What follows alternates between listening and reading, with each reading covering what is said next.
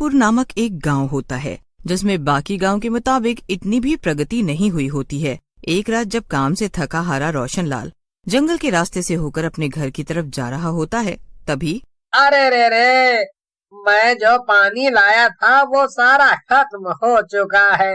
अब मैं क्या करूं? मुझे तो बहुत ही जोरों की प्यास लगी है। तभी रोशनलाल की नजर दूर एक हैंडपंप पर पड़ती है और उसका चेहरा खुशी से खिल उठा। अरे वाह, एक हैंडपंप! चलो, अब तो मेरी प्यास बुझकर ही रहेगी। रोशनलाल उस हैंडपंप के करीब आता है और तभी उसे वहाँ हैंडपंप के पास एक बेहद सुंदर महिला बैठी हुई दिखती है, जिसे देखकर वो काफी हैरान हो जाता है। अरे, ये औरत कौन है? जब मैंने दूर से देखा तब तो यहाँ कोई नहीं था। ओ बहन जी, क्या ये हैंडपंप आपका है? हैं? क्या मैं इससे थोड़ा पानी पी सकता हूँ? वो क्या है ना, आज काम पर जो पानी मैं ले गया था वो सारा खत्म हो चुका है। मेरा घर अभी बहुत दूर है, मुझे काफी चलना पड़ेगा। पानी क्यों? अरे कोल्ड ड्रिंक पी लो ना। क्या कहा?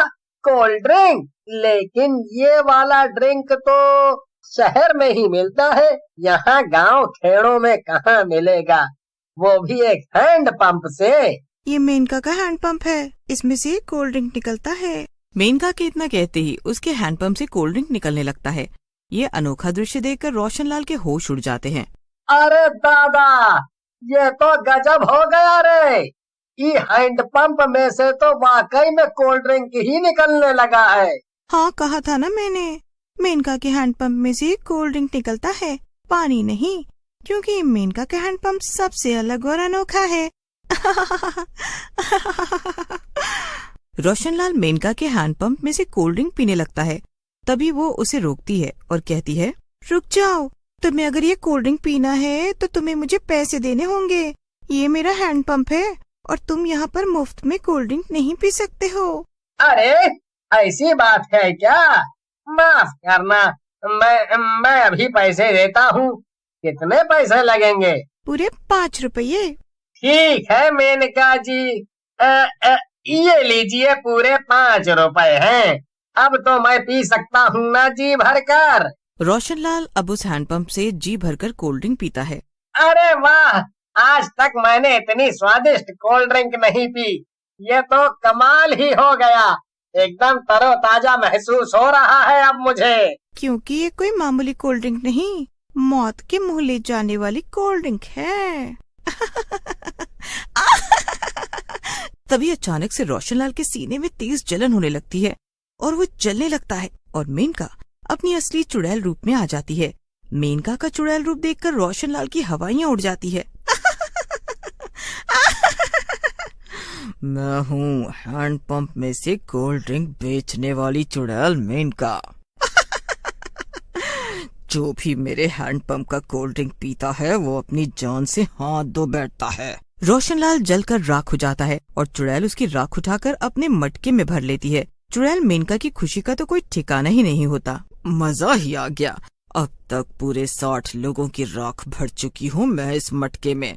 अब बस और 40 लोगों की राख भरनी बाकी है, फिर पूरे 100 इंसानों की राख से भरा ये मटका लेकर मैं चुड़ैल लोक चली जाऊंगी, जहाँ पर मैं शैतानी नदी में ये सारी राख मिलाकर शैतानी नदी से सर्वशक्तिशाली होने की इच्छा व्यक्त करूंगी और वो नदी मेरी ये इच्छा जरूर पूरी करेगी। रात भर जब रोशनलाल घर नहीं आया होता है तभी उसकी बीवी भावना और माँ पूनम परेशान हो जाते हैं। हे भगवान, माँ जी, मैं सुबह से 2 बार दिया जला चुकी हूँ, पर दिया जाने क्यों बार बार बुझे जा रहा है। न जाने क्या हो रहा है ये सब, न जाने ये कहाँ हैं। पूरी रात बीत गई है पर इनका कोई अता पता नहीं है। भावना बहू, घबरा मत, भगवान जी पर भरोसा रख, सब कुछ अच्छा ही होगा। तू एक काम कर, रोशनलाल के दुकान पर जाकर देखा। माँ जी, मैंने वहाँ भी पता लगा लिया है, लेकिन रोशनलाल जी वहाँ पर नहीं है। वो कल रात को ही काम से निकल चुके हैं और अब तक यहाँ नहीं। हे भगवान, ऐसा कैसे हो सकता है? हमें सरपंच जी के पास जाकर अपनी दुविधा बतानी होगी बहू, अब वही कुछ कर सकेंगे। शायद आप सही कह रही है माँ जी, चलिए फटाफट भावना और पूनम दोनों गांव के सरपंच के पास जाती हैं और उनसे रोशनलाल के गायब होने के बारे में कहती हैं। सरपंच के आदमी रोशनलाल को पूरे गांव में ढूंढने जाते हैं, पर वो उन्हें कहीं नहीं मिलता। हे भगवान, न जाने कहाँ चले गए मेरे पति। हे भगवान। सरपंच जी, ये हादसा अब दिन पर दिन बढ़ता जा रहा है। पिछले 3 महीनों से गांव में अक्सर रातों में ही कोई ना कोई आदमी गायब हो जाता है और फिर वापस कभी लौट कर नहीं आता। हाँ सरपंच जी, मुझे तो इस सब के पीछे किसी की सोची समझी साजिश लग रही है। इसका कुछ तो कीजिए, वरना कहीं गायब होने की अगली बारी हमारी तो नहीं। घबराओ मत, मैं जल्द से जल्द इस मुसीबत का कोई ना कोई हल जरूर ढूंढ निकालूंगा।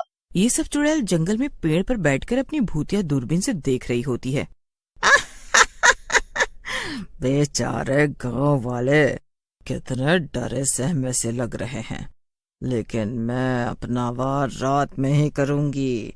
इन लोगों को कभी पता नहीं चल पाएगा कि सबके गायब होने की पीछे की वजह मैं ही हूँ। अगली रात गांव में 2 पर्यटक दोस्त आए होते हैं। तभी उनकी नजर जंगल के बीच हैंडपंप से निकल रहे कोल्ड ड्रिंक पर पड़ती है। दोनों दोस्त मयंक और आयुषी उस हैंडपंप के करीब जाते हैं तो उन्हें वहाँ मेनका दिखती है, जो उनसे पैसे मांगती है। क्या कहा? पैसे? अच्छा ठीक है, हम देते हैं पैसे। ठीक है, ये लो, पी लो। वो दोनों खुशी से हैंडपंप में से कोल्ड ड्रिंक पी लेते हैं, जिसके बाद उन दोनों के सीने में जलन होने लगती है और वो दोनों जलकर राख हो जाते हैं। बेचारे 2 दोस्त बेवजह मर गए, लेकिन मेनका चुड़ैल कभी किसी पर रहम नहीं करती।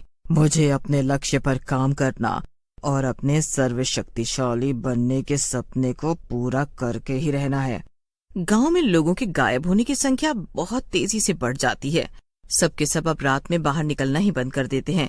एक रात एक व्यक्ति जो शहर से अपने गांव आया होता है, वो मेनका को किसी इंसान से बात करते हुए देख लेता है।